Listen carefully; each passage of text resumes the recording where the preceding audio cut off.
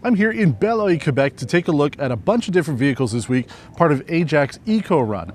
This is the 2025 Mazda CX-70 GT. I'm going to spend a couple minutes with it going over the first impressions I've had driving this vehicle and taking on a little drive around here in Beloeil to see what this plug-in hybrid has to offer. So let's hit the road in the 2025 CX-70.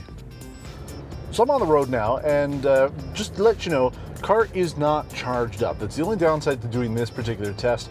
Because we're taking part in the AJAC EcoRun, we're doing a lot of stuff this week, and the vehicle itself needed to be used for a different purpose later on, needed to be fully drained in order for it to be tested out, because we're doing basically like a challenge here, competing with the other journalists to see who could be the most efficient. So I can't talk about the plug-in hybrid portion of the CX-70, but that's okay, because I can tell you about the rest of the vehicle. And the first impressions of this are exactly what I would have expected from a two-row CX-90. Now, as we've talked about over the last couple of years, Mazda has really improved their overall quality. They're trying to elevate themselves into more of a premium space, and this vehicle definitely does it. I mean, we've got, even at the GT trim here, this isn't fully loaded, but we've got the full, leather on the dashboard here. Seats are super comfortable, good amount of space.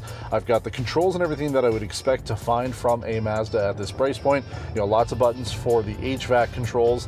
So, I mean, this is what I would want, right? And this is kind of a vehicle that was missing from the Mazda portfolio for a little while now. The CX-7 used to be that two-row mid-size vehicle, and it's a growing market. I mean, there weren't that many vehicles in this segment, and that's starting to grow now. There's more demand for it because not everybody needs a three-row. And then you don't really want to have the parts back there for it. You want just a slightly smaller vehicle, but it has all that comfort and space that you would get from a two-row, and that's exactly what this delivers.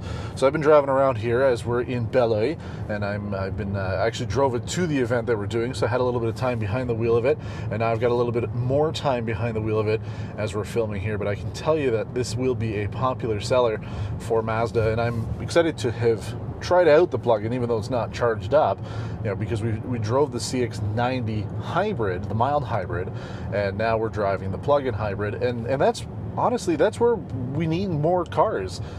I keep saying it, and I'll keep saying it until it becomes the standard, but we need more hybrid vehicles, and I think we really do need a lot more plug-in hybrids. Having more plug-in hybrids gives buyers a little bit more choice. If you're driving 60 kilometers fully electric and then it kicks over to the gas, then you're saving some money. And if you're charging at home every day, a vehicle like this should only cost you about $1 or $2 to get that 60 kilometers of range. I always say, how far can you go with $1.50, $2 of gas?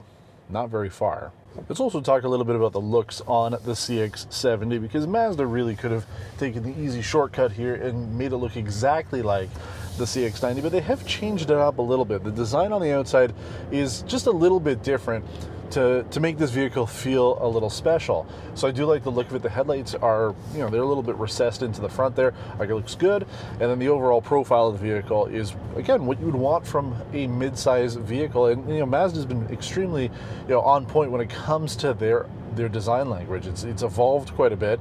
Yeah, they do carry over a lot of the same elements throughout their entire vehicle lineup, but yeah, I mean, it's a handsome looking SUV with a good amount of comfort in it, and I do, it's pretty much what I expected, right? The tease was this was coming out for a little while now, so when we finally saw it, I was like, yeah, it makes total sense as to why it looks this way. Like, this is what we were expecting from the CX-70. And I like it. Plus, this color combination is pretty good too. Even though the vehicle isn't charged up, we are still benefiting from the fact that it is in hybrid mode. So I'll come to a stop, the vehicle will shut off the engine, and it'll run on the battery and, still power things like my air conditioning and my ventilated seats and things like that.